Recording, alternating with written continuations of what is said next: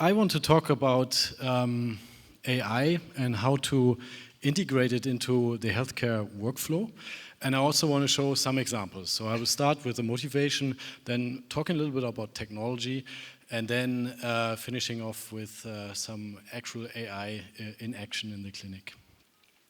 So when now we imagine that we are in a hospital setting where a patient comes in and interacts with different departments, interacts with different devices, different exams are being done. All these interaction points create data. There's a lot of data, and there's more data than physicians can efficiently process. So there immediately we have a need to not generate additional data, but streamline it, making it useful and making it actionable for the physician.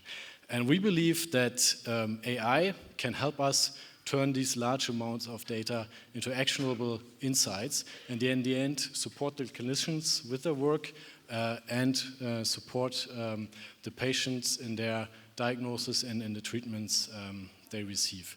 So if I can already start with one word of advice, if you're working in the field of AI or you're working on new medical technology, always think about how it can be implemented into a real-life setting, into real-life workflow, because that's going to be key. We don't want to generate additional data sources, additional checkpoints which drag down efficiency. We want to make more efficiency. Therefore, thinking about these implications is very important.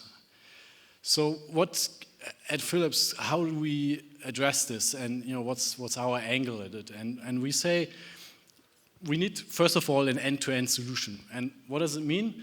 AI is still in I don't want to say booming phase, but it's approaching the plateau of productivity, I would say. So there's still a lot of R&D to be done. So what we need is a platform that can ingest all these data sources that I've just talked about and can serve to generate new AI. And that's what you see here on the left. Then on the right, we need a platform that can deploy this AI into the clinical workflow, so seamless integration.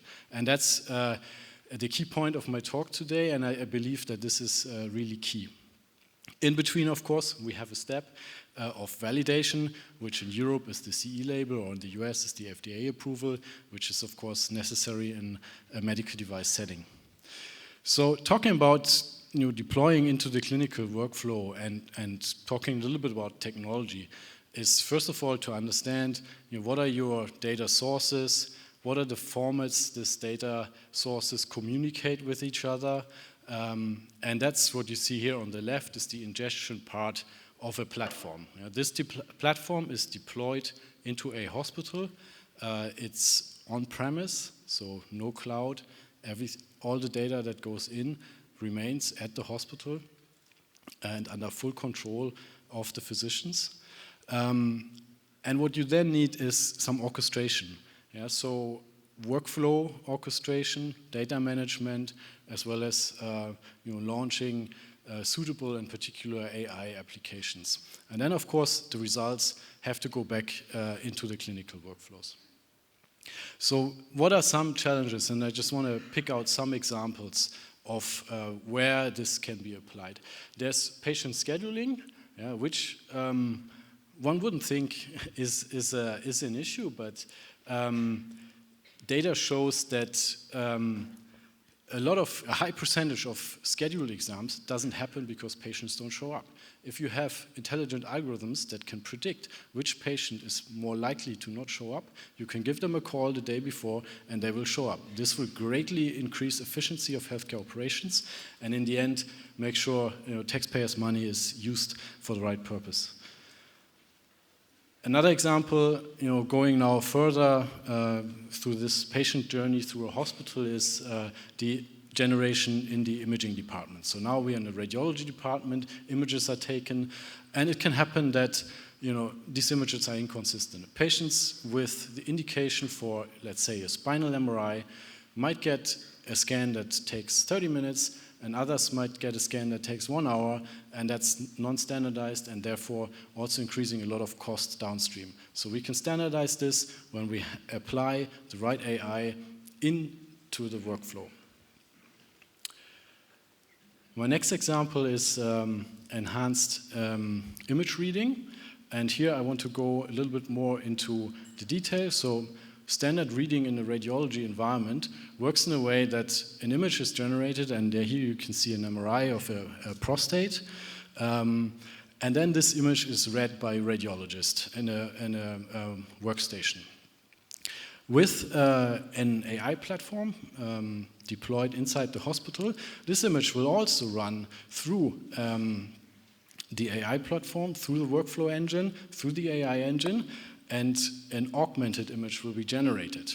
And this is what you see here coming in from below, where a region on the image is highlighted. Just turning around. Yeah, the projector is fantastic, so I hope you can see it. But there's an additional annotation on the image.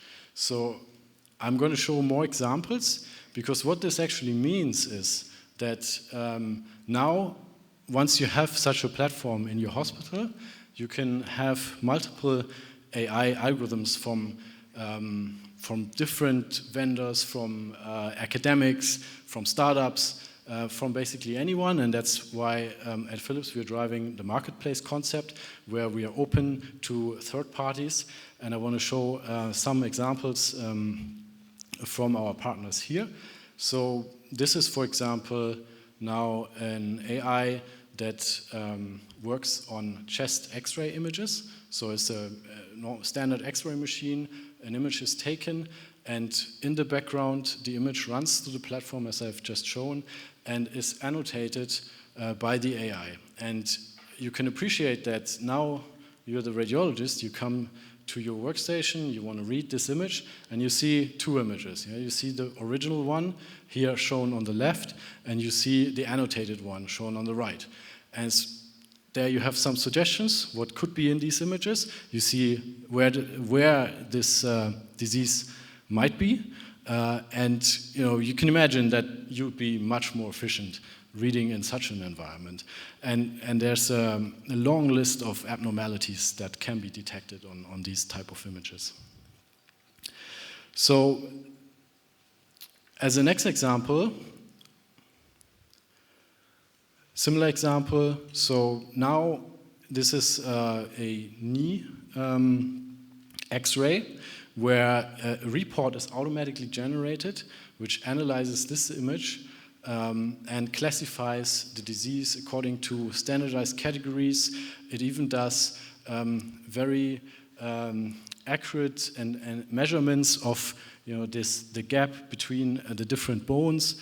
And this is something normally, if a person would have to do this on their own, measuring this one by one, this takes a lot of time. So this is a prime example for an AI that hugely increases efficiency in radiology operation.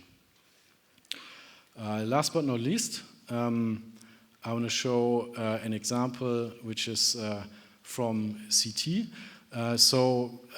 This is a lung screening CT.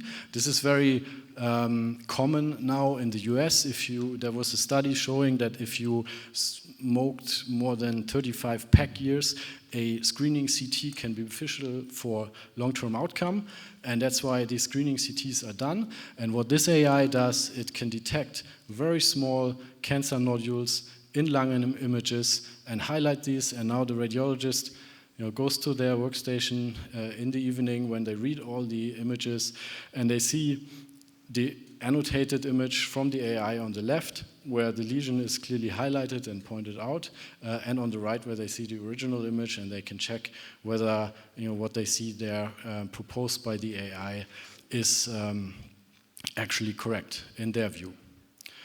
Yeah, so with this, I want to close, and I'm happy to take questions.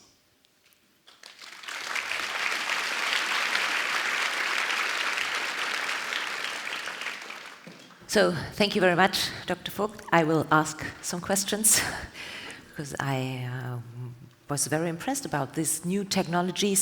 So I wonder, how will these technologies of AI impact the workflow in the clinics? Is it that the doctor has nothing to do on the screen, but has more time for the patient to explain the results of the X-ray? Yeah, so that's the goal.